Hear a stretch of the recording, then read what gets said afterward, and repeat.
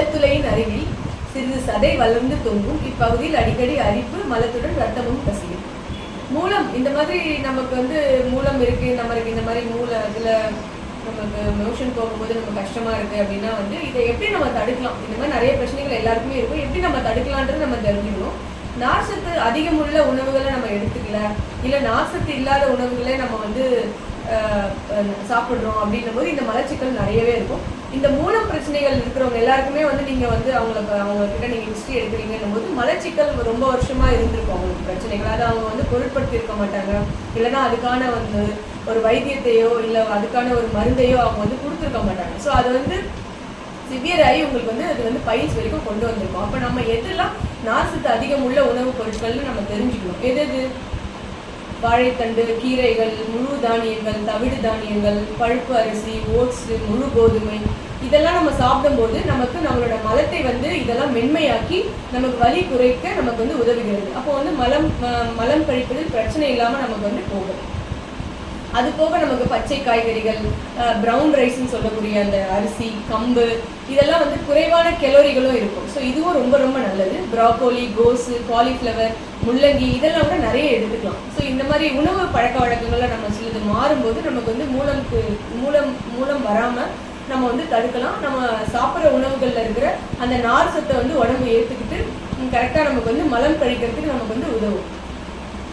இப்போ பழ வகைகள் அப்படின்னு சொல்லும்போது நம்ம என்னென்ன பழங்கள் சாப்பிடலாம் அப்படின்னு தெரிஞ்சுக்கணும். நார்சத்து உள்ள பழங்கள் அப்படின்னு நம்ம சொல்லும்போது நமக்கு தக்காளி, இந்த மாதிரி ஆரஞ்சு, வாழைப்பழம், எலுமிச்சை, திராட்சை, சிட்ரஸ் ஃப்ரூட்ஸ் எல்லாமே நமக்கு ரொம்ப ரொம்ப நல்லது. ஏன் சிட்ரஸ் ஃப்ரூட்ஸ் ரொம்ப நல்லது அப்படின்னு சொன்னால் ஆப்பிள், அதில் நார்ஜினின் அப்படின்ற ஒரு கெமிக்கல் கான்ஸ்டியூண்ட் மூலக்கூறு இருக்குது. அது உங்களுக்கு மலம் இலக்கியாக உங்களுக்கு பயன்படுது. அதனால இந்த பழங்களை அதிகமாக எடுத்துக்கோங்க பைல்ஸ் பேஷண்ட்டு அப்படின்னு சொல்லுவாங்க. வேறு ஒன்றும் இல்லை.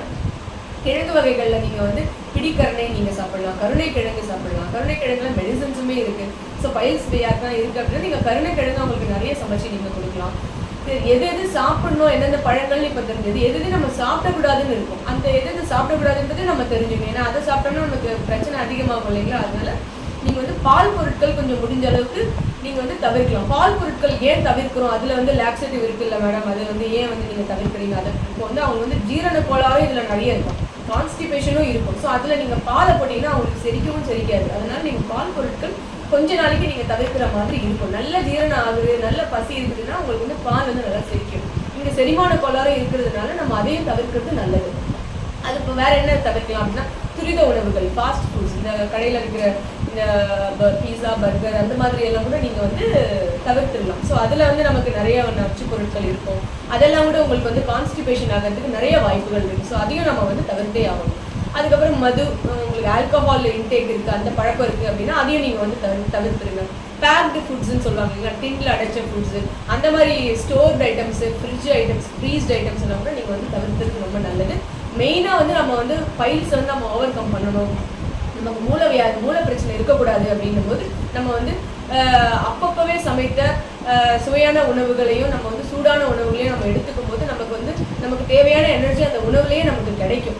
அப்போ நம்ம இந்த மாதிரி துரித உணவுகள், ஃபாஸ்ட் ஃபுட்ஸ், இந்த காரமான உணவுகள், அதுக்குள்ள காரமும் நம்ம கொஞ்சம் தவிர்க்கிறது நல்லது தான். ஏன்னா அதுவும் உங்களுக்கு ஒரு இடத்துல புண்ணு இருக்கும்போது நம்ம அந்த இடத்துல நிறைய காரசாரமாக சாப்பிடும்போது உங்களுக்கு ப்ளீட் ஆகிறதுக்கு நிறைய வாய்ப்பு இருக்குது. அப்போ ப்ளீடிங் பைல்ஸ் மாதிரி அது போகும். ஸோ பைல்ஸை நம்ம ட்ரீட் பண்ணலன்னா அது அடுத்த ஸ்டேஜுக்கும் போகும். ஸோ அதெல்லாம் நம்ம தவிர்க்கணும்னா நம்ம உணவு பழக்க வழக்கங்கள்லேயே முக்கால் பாகம் நம்ம அதை சரி பண்ணி கொண்டு வந்துடலாம். அதையும் மீறி சில கீரைகளில் நம்ம இதில் பெஸ்ட்டுன்னு பார்க்கும்போது துத்தி கீரைன்னு சொல்லுவோம். துத்தி கீரைன்றது அபுட்டிலான் இண்டிகம் அப்படின்னு சொல்லி பலா, அதிபலா அப்படின்னு சொல்லுவாங்க சான்ஸ்கிரிட்டில்.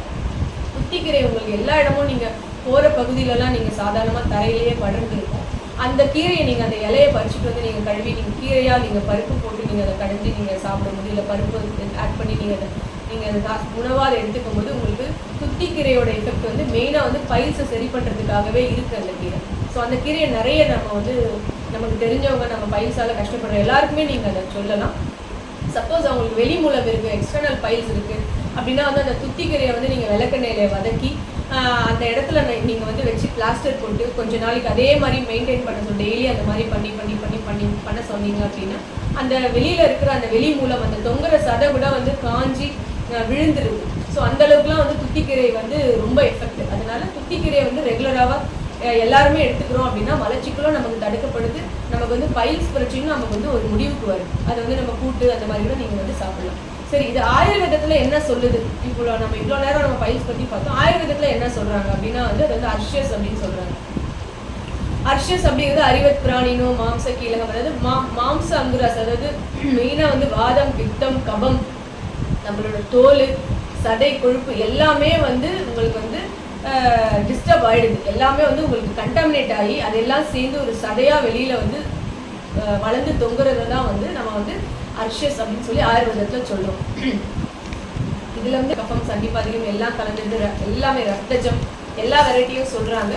ஸோ இதில் வந்து நம்ம என்ன பண்ணலாம்? சகஜம்ன்றது நமக்கு வந்து ஹெரிடிட்டியாக பைல்ஸ் இருக்குது அப்படின்னாலும் அது வந்து நமக்கு வரத்துக்கு வாய்ப்பு இருக்குது. ஸோ அந்த மாதிரி யாருன்னா இருக்காங்க, நம்ம ஃபேமிலியில் இருக்காங்க, பூர்வீகத்தில் இருக்காங்க, தெரிஞ்சது அப்படின்னா நம்ம உணவு பழக்க வழக்கங்களை நம்ம கரெக்டாக கொண்டு வந்துடணும். அவங்க இப்போ வந்து எந்த மாதிரி டயட் இவங்க சொல்கிறாங்க, ஆயுர்வேதத்தில் என்ன சொல்கிறாங்க, இந்த மாதிரி உணவு பழக்கம் சொல்கிறாங்க. அது போக நம்ம வந்து இயற்கை உபாதைகள், அதாவது நமக்கு வந்து யூரின் மோஷன் நமக்கு இதெல்லாம் வரும்போது நம்ம வந்து அதை வந்து நம்ம சந்தர்ப்ப சூழ்நிலைகளால் நம்ம வந்து அது போக முடியாமல் போகுது. அந்த மாதிரி நம்ம கட்டுப்படுத்தி கொண்டு வரும்போது இந்த பிரச்சனைகள் அதிகமாகுது அப்படின்னு ஆயுர்வேதத்தில் சொல்லியிருக்காங்க.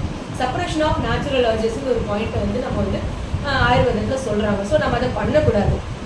அதனால அதே மாதிரி எப்போவுமே வந்து நம்ம வந்து உட்காந்துட்டே இருக்கிறது, ஒரு ப்ரெஷரை வந்து நம்ம ஆனல் ரீஜனில் கொடுத்துட்டே இருக்கிறோம் அப்படின்னும் போது அதுவும் வந்து உங்களுக்கு நம்ம பைல்ஸ் வரதுக்கு வரும். அதாவது உடம்புல வந்து உஷ்ணத்தை வந்து நம்ம வந்து கம்மி பண்ணணும் அப்படிங்கிறதையும் மெயினாக ஆயுர்வேதத்தில் சொல்லியிருக்காங்க. உஷ்ணத்தை வந்து நம்ம மூலம் அடிப்பகுதி நமக்கு வந்து உஷ்ணம் ஆகுது அப்படின்னா நம்ம வந்து தலையை நம்ம வந்து குளுமையாக வச்சுக்கணும். தலைக்கு எண்ணெய் வச்சு குளிக்கிறது, ஆயில் பாத் எடுக்கிறது, இதெல்லாம் வந்து இதில் வந்து நம்ம அந்த டெய்லி ரொட்டீனில் வந்து ஆட் பண்ணிடுறாங்க. அப்போ ஆட்டோமேட்டிக்காக நம்மளுக்கு உடம்பு குளிர்ச்சி ஆகும்போது உங்களுக்கு வந்து பித்தம்